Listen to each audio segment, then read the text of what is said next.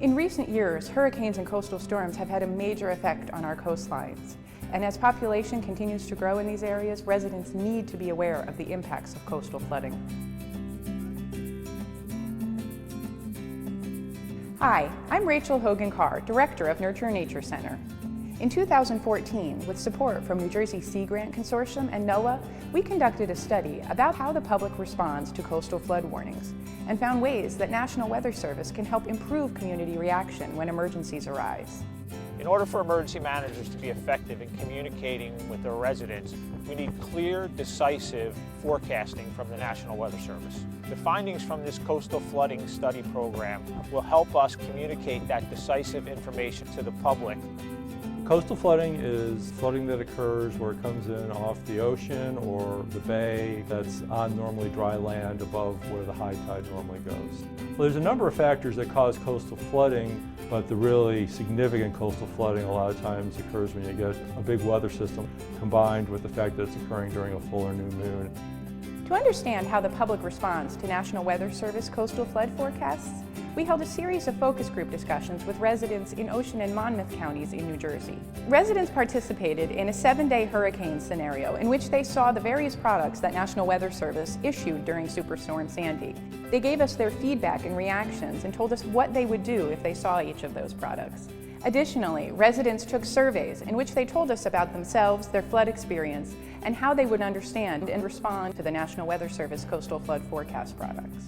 From the data we collected from the discussions and the surveys, we made a series of recommendations for how National Weather Service coastal products could be changed so that they would be easier to understand and more likely to motivate residents to take action when warnings are issued.